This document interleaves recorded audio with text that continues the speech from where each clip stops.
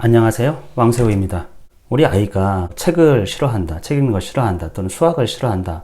그런 데는 원인이 있을 거예요. 좋아하지 않는 것에는 원인이 있다. 좋아하는데도 원인이 있고 싫어하는데도 원인이 있죠. 접하지 않았으면 싫어하고 좋아하고 이런 감정도 안 생기는데 접했는데 뭔가가 이 아이에게 싫은 감정이 생긴 것이죠. 그러면 그것이 무엇일까? 그 원인이 무엇일까? 이런 거를 곰곰이 생각해 봐야 돼요.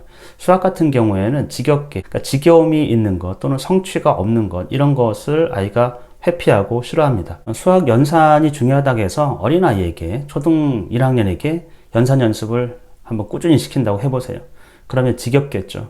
끝도 없는 일이기 때문에 인간이 상상할 수 있는 가장 큰 형벌은 의미 없는 일을 계속해서 무한 반복하게 하는 그 감정이 생기면 이거는 현실은 지옥이 돼버려요. 우리가 이제 그리스 신화에서 보면 시지푸스가 받은 형벌, 끝도 없이 언덕 위에 돌을 올려요. 그리고선 또 돌이 떨어져. 그걸 쓰는데 끝도 없이 하는 것이죠. 프로메테우스는 결박당해가지고 바위에 계속 독수리가 간을 쪼아먹어요. 그러면 또 밤에 자라고 또 다음날 와서 간을 쪼아먹히고. 그러니까 한 번에 끝나면 또 혹시라도 죽음으로 인해서 형벌이 끝난다고 하면 그나마 다행인데 이거 끝도 없어요. 끝도 없는 일이 의미 없이 계속 진행된다. 의미라고 하면은 이제 이 아이에게 의미라고 하면 고통이라는 거예요. 이걸 시키는 주체가 그게 부모라고 생각하면 안 좋은 것이죠. 지혜가 부족해가지고 계속 그것이 옳은 줄 알고 시키는데 우리는 관점을 바꿔야 돼요. 아이 입장에서 봐야 돼요. 아이 입장에서. 그래서 어떤 게 지겨움을 주는지, 어떤 것이 성취를 자꾸 앗아가고 성취욕을 뺏어가는지, 그럼으로써 아이가 이 행동을 회피하게 만드는지를 잘 관찰하고 잘 생각해야 돼요. 수학 같은 경우에 연산은 조금씩 할 수 있는 부분만 시키면 돼요. 예를 들면 하루에 5분을 해도 아무 상관이 없습니다. 5분 동안 조금 하고 마음껏 놀게 해도 괜찮아요. 지금 당장 얘가 싫어한다. 그러면 혹시라도 해야 될 분량이 너무 길 수도 있어요. 예를 들면 기탄 수학 같은 연산 문제집을 하는데 하루에 4페이지를 풀어라. 그 4페이지의 기준은 어디에서 나온 건가요? 그리고 그 4페이지를 풀어야 된다는 그 기준은 훼손돼서는 절대 안 되는 건가요?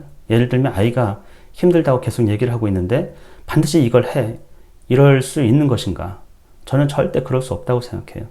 더 중요한 거는 그 4페이지, 그 문제집의 페이지 수가 아니고 아이 마음이에요. 그러면 아이에게 물어봐야 되죠. 너가 봤을 때 어느 정도는 할 수 있는지. 그럼 4페이지가 아니고 아이는 3페이지만 해도 행복할 것이고 2페이지만 해도 행복할 것이에요. 그러면 2페이지 하게 하면 됩니다. 아니면 1페이지. 1페이지 했는데도 힘들다고 그래요. 그럼 더 줄여도 괜찮아요.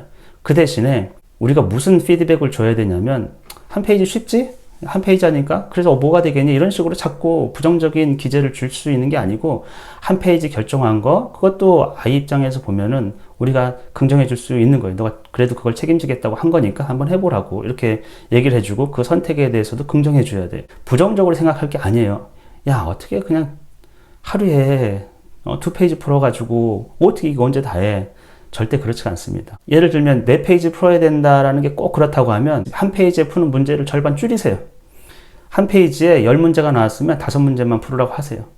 그럼 괜찮아요.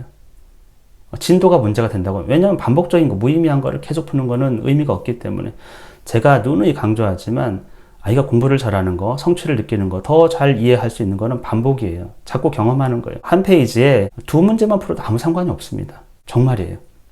그리고 한 권을 떼요. 그러면 몇 배 빨라지겠죠. 잘했다고 자꾸 칭찬해 주는 거예요.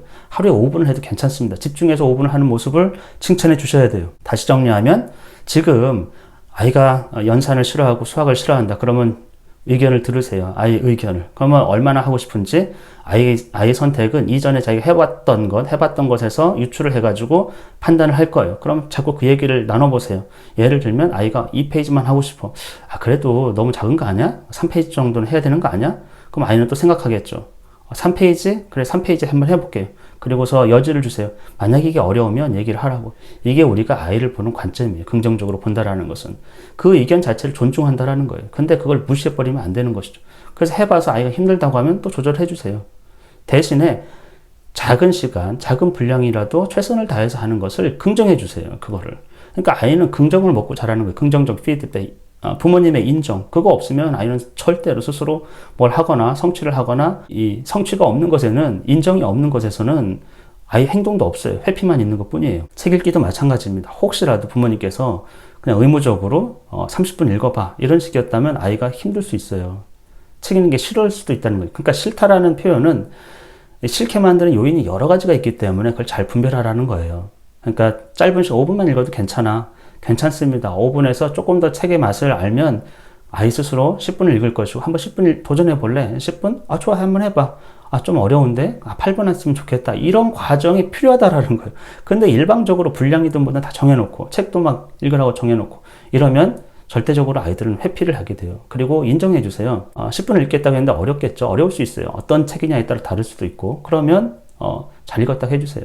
10분 중에서 5분을 읽었어도 5분 잘 읽었다고 다음번에는 한 7분 정도 좀 줄여서 읽어보는 게 어떨까? 이것이 아이를 긍정하는 거예요. 아이 태도를 비난하는 게 아니고 아이를 긍정하고 아이 상태에 따라서 아이 얘기도 듣고 조율을 해주고 이런 과정이 아이를 그 무엇인가 부모님이 가치관을 두는 가치관이라는 건 어떤 걸 더 중하게 생각하는 것이잖아요. 그것에 아이도 따라가요. 근데 자꾸 부정적인 얘기, 그러니까 우리 아이는 책을 안 읽어요. 사실 이거는 엄청 부정적인 얘기거든요.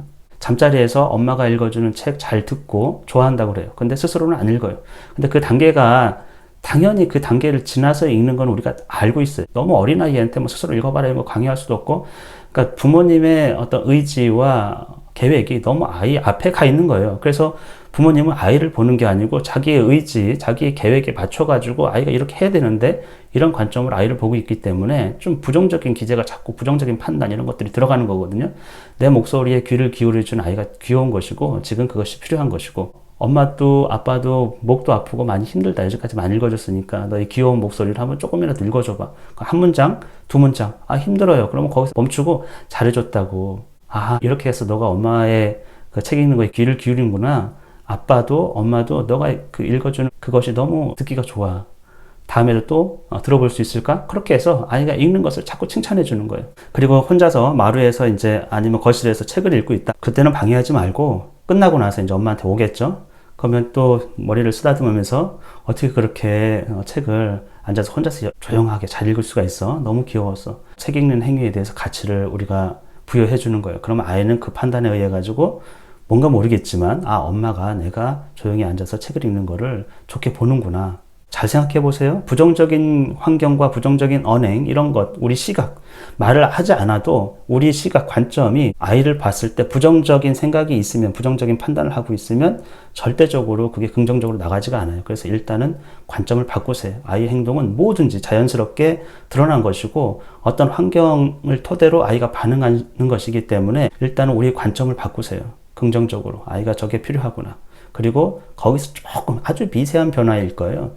미세한 변화들을 추구하는 것이죠. 근데 그거는 긍정적인 피드백으로 그러면서 점점 좋아져요. 책 읽는 거 점점 늘어나게 돼요. 연산하는 거, 수학하는 것도 인정을 받으면 점점 좋아져요. 아이를 보는 태도와 관점을 긍정적으로 바꾸세요. 아이가 부모님이 와가지고 무슨 얘기를 한다. 그러면 귀를 쫑긋 세우는 거예요. 쓸데없다고 생각하는 게 아니고 일단 들어야 돼요. 여러분이 하고 있는 거를 멈추고 일단 들어야 돼요. 아이 입장으로 보세요. 뭐든지. 그러면 아이는 부모님의 인정과 성취를 긍정적인 판단, 피드백을 통해 가지고 쭉 성장할 겁니다.